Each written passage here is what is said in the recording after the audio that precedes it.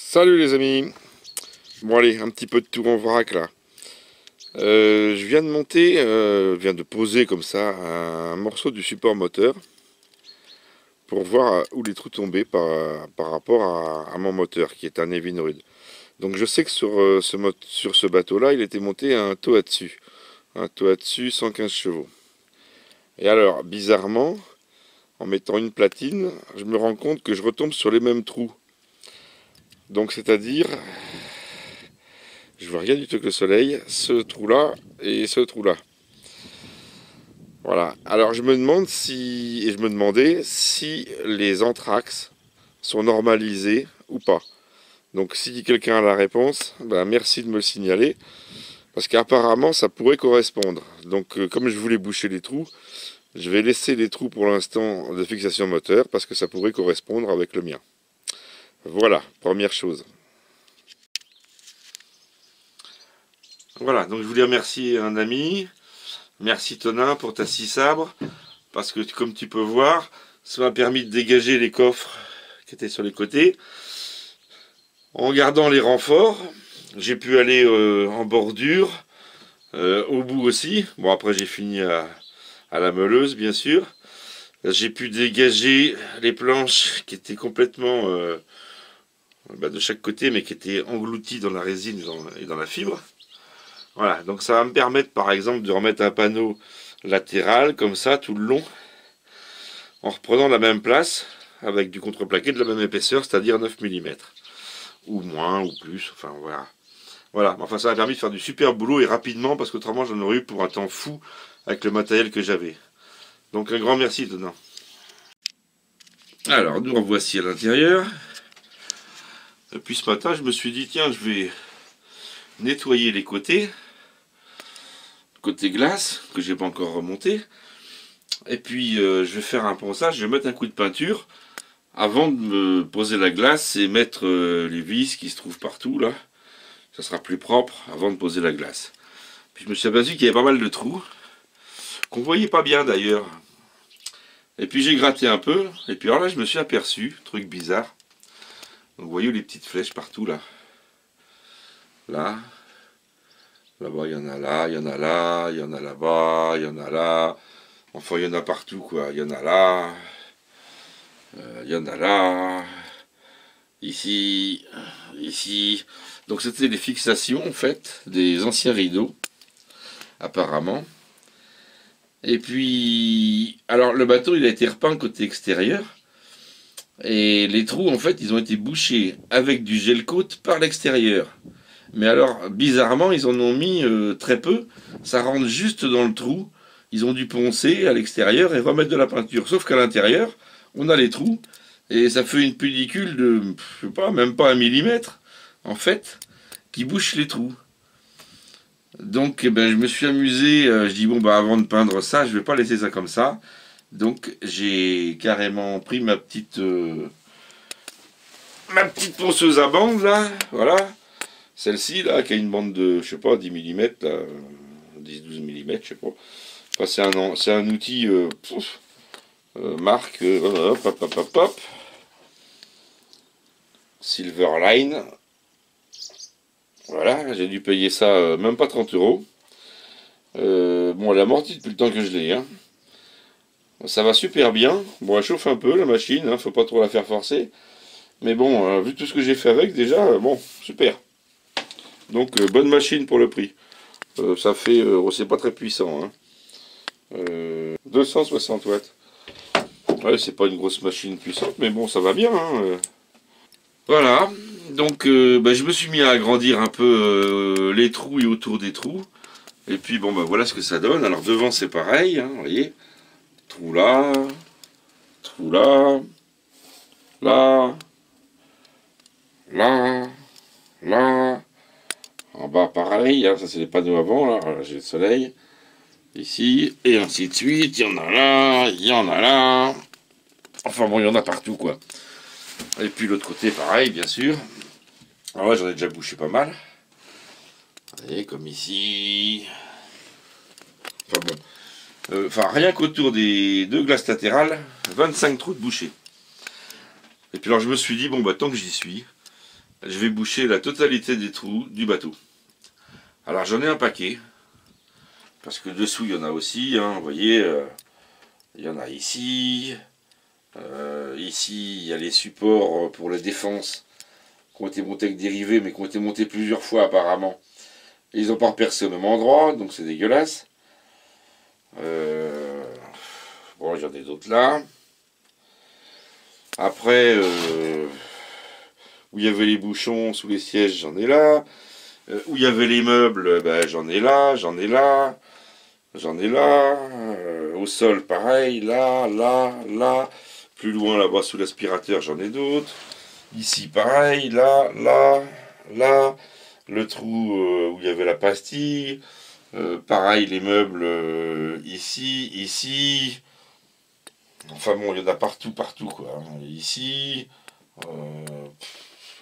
Bon, j'ai vite fait le compte. Je suis à au moins 150 à boucher. Minimum, juste à l'intérieur de la cabine. Alors, ils ne débouchent pas tous à l'extérieur, heureusement.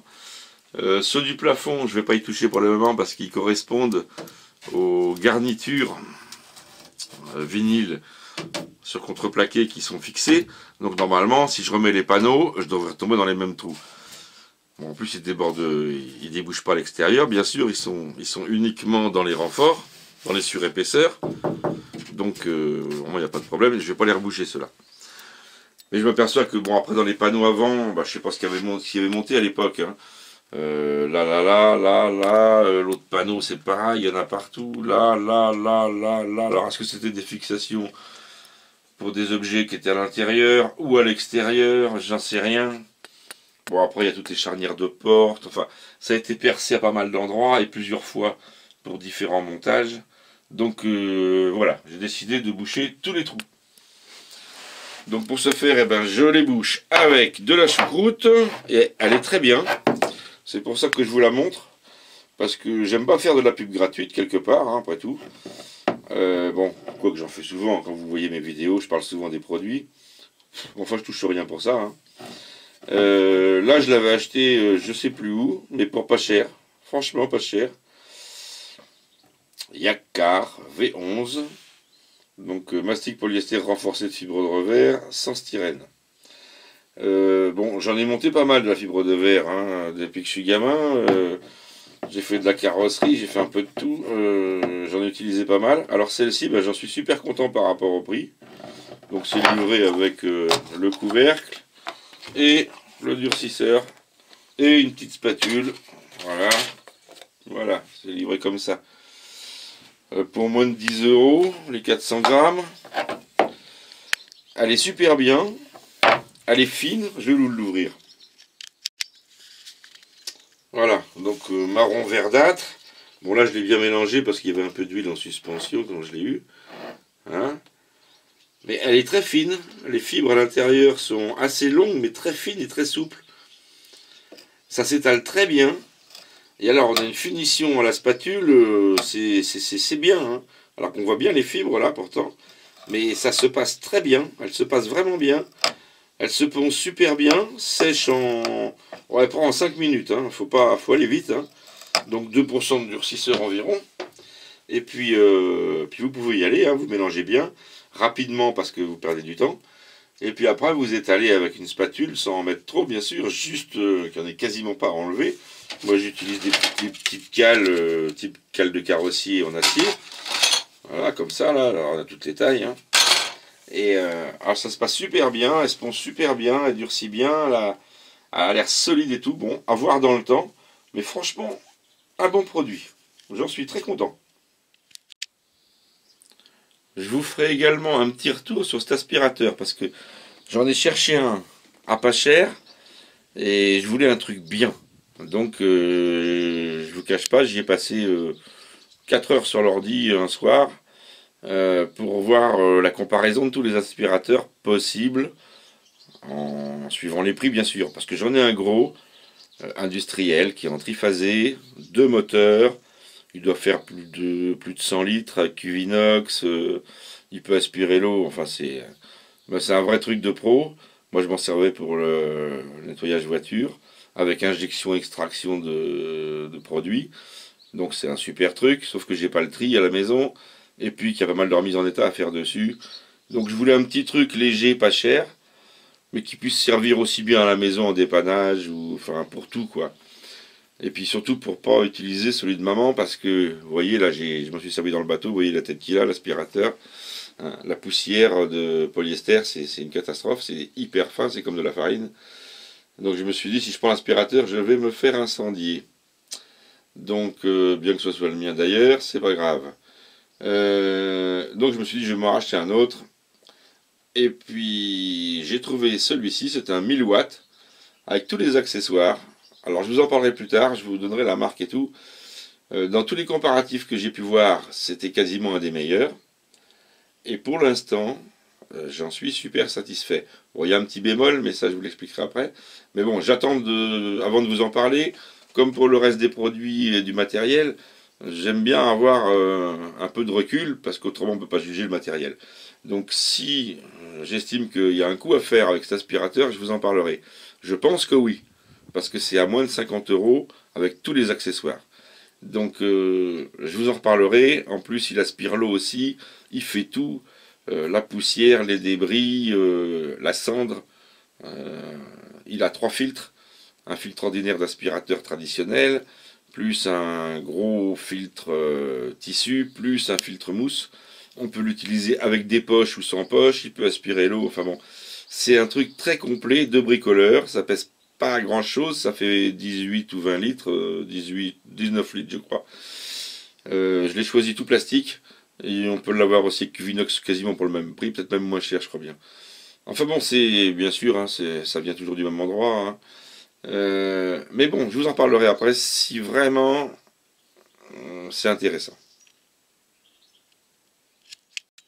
Allez, pour changer un petit peu de peinture volant. Donc c'est un volant noir, d'origine aluminium, brossé, donc ponçage au 320, dégraissage à l'acétone, dégraissage aussi du volant carrément en caoutchouc à l'acétone, puisqu'il était plein de mousse et voilà.